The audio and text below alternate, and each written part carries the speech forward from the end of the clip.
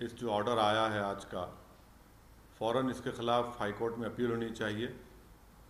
और दूसरी बात यह है कि सुप्रीम कोर्ट ने जो 20 मई 2022 को जो अपना ऑर्डर दिया था, अगर आप वो ऑर्डर पढ़ेंगे तो पॉइंट 2 सबसेक्शन 4 में सुप्रीम कोर्ट ने ये कहा था कि the interim order of the court dated 17 May 2022 shall continue to remain in operation pending the disposal of the application under order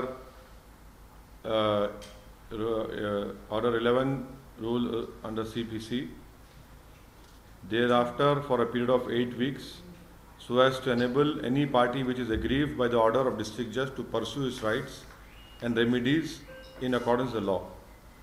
तो जो इंटरिम ऑर्डर है वो आज के इस ऑर्डर के बाद भी सुप्रीम कोर्ट ने कहा shall continue to remain in operation pending disposal application. तो 8 हफ्ते का टाइम है, 8 हफ्ते का इसके ऊपर 8 वीक्स का सुप्रीम कोर्ट ने अपने ऑर्डर में कहा था कि 8 हफ्ते का टाइम है। तो 8 हफ्ते के अंदर सुप्रीम कोर्ट का उस पर है। और मैं उम्मीद करता हूँ कि इंतज़ामिया कमेटी इस फैसले के ख़िलाफ़ वो अपील करेंगे हाई कोर्ट में। फ्रीज तो है और 7-11 का ऑर्डर को उन्होंने आज एडिशनल डिस्ट्रिक्ट जज ने कहा है। मेरा मानना ये है कि ये जो आज ऑर्डर आया है इससे देश में अब बहुत सी चीज़ें शुरू हो जाएंगी। हर कोई जाकर ये कहेगा कि नहीं नहीं 15 अगस्त 1947 से पहले से हम यहाँ पर थे, तो फिर 1991 का जो places of religious worship act है वो तो उसका मकसद ही फेल हो जाता है। क्योंकि 91 का एक्ट इसलिए बनाया गया था ताकि इस तरह के कॉन्फ्लिक्ट जो है वो हमेशा के लिए ख़त्म हो जाए।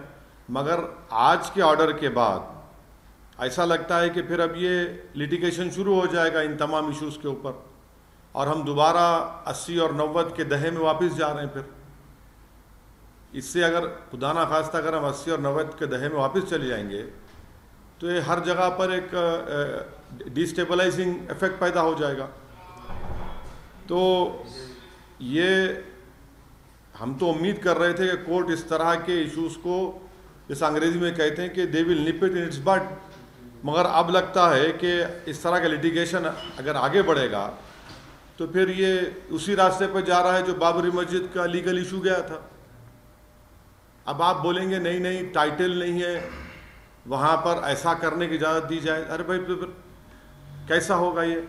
अच्छा, और आप इस बात को समझिए कि ये जो नरेंद्र मोदी भारत के प्रधानमंत्री ने जो बड़ी मंदिर का इनॉग्रेशन किया था ना अभी साल 1.5 साल पहले, क्या आप लोगों को मालूम है कि प्लॉट नंबर 93-94 एक्सचेंज किया गया मुसलमानों से? आप अयोध्या की बात कर रहे हैं? नहीं, इसकी बात कर रहा हूं मैं, इसी काशी की मंदिर की बात कर रहा हूं। प्लॉट नंबर 93-94 को मुसलमानों से एक्सचेंज किया गया। एक प्लॉट लेकर दूसरा घर दिया गया। तो जब एक्सचेंज होता है तो मालिक से होता है ना, मालिक से एक्सचेंज कर रहे हैं और आप आज ही ऑर्डर आ रहा है। ये जो प्रधानमंत्री ने जो इनॉग्रेशन किया, जो पूरे उसको बताया कि मॉडर्नाइज किया गया, उसको तोड़ा गया, बनाया गया, एक्सचेंज हुआ है प्रॉपर्टी का। अब इसको क्या बोलेंगे? और उसके एक्सचेंज के रजिस्टर्ड डॉक्यूमेंट्स हैं, रजिस्टर्ड डॉक्यूमेंट्स हैं। आप बोल रहे हैं कि ये बात कैसे कहते हैं फिर आप? दूसरी बात ये है कि 1883-84 का खसरा है जिसमें लिखा गया प्लॉट नंबर 9130, ये प्लॉट नंबर 9130 है, उसमें उर्दू में लिखा है कि मकबूज अहले इस्लाम मस्जिद। तीसरी बात आप देख लीजिए कि ये जो है प्लॉट नंबर 9130 26 फरवरी 1942 को वक्फ का गज़ट इशू हुआ था। 1942 को 1942 26 फरवरी वक्फ गज़ट इशू हुआ था कि ये मस्जिद वक्फ है। दूसरा एक केस हुआ था 1936 का जिसका दीन मोहम्मद वर्सेस स्टेट, 1937 में जजमेंट आया। जजमेंट में कहा गया कि मस्जिद मस्जिद के नीचे की ज़मीन, घर, नॉर्थ और साउथ पे पूरा वक्फ है। अब इससे बड़ा आपको मैं 3-3 सबूतें दे रहा हूं। फिर ऊपर से 91 का एक्ट है। अगर कोई ये कहेगा कि भाई 15 अगस्त से पहले मेरा कब्जा था, तो फिर 91 का एक्ट के माने क्या है? आप तमाम जिम्मेदार हैं। माने जितने यहाँ पर जर्नलिस्ट बैठे हैं, जो जब बाबरी मस्जिद का जजमेंट आया था, उन आप तमाम गवाह हैं। मैंने कहा था कि देखिए ये जजमेंट जो बाबरी मस्जिद का आया है, अब और मुश्किलात पैदा हो जाएंगी, क्योंकि फेथ के ऊपर जजमेंट दिया गया था। अब 91 का एक्ट है और सुप्रीम कोर्ट ने बाबरी मस्जिद जजमेंट में कहा कि भाई जो माजी में जो कुछ भी हुआ उसको हम खोलेंगे नहीं। 15 अगस्त 1947 को जो था वही रहेगा। अब यहां पर ये कह रहे हैं कि नहीं 15 अगस्त से पहले हम हैं, तो अब आप देखते जाएंगे कि एक के बाद एक अब केसेस पढ़ते जाएंगे। इसका असर क्या होगा देश में? फिर आपका कहना है नहीं, इसका असर ये होगा कि डिस्टेबलाइजिंग इफेक्ट पैदा होगा।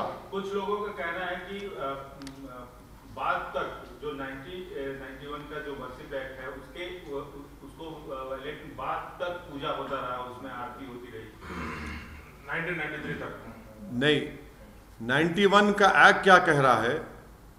अगर आप कोई ऐसा काम करेंगे जिससे nature of the religious place change हो जाता है, तो फिर 91 का एक्ट किस माने में रखता? बोलिए आप, क्या माने रखता? चाहे मस्जिद हो, चाहे मंदिर हो, गिरजाघर हो, कुछ हो, अगर कोई ऐसा काम होता है तो फिर वो उस प्लेस का नेचर ही चेंज हो जाएगा ना।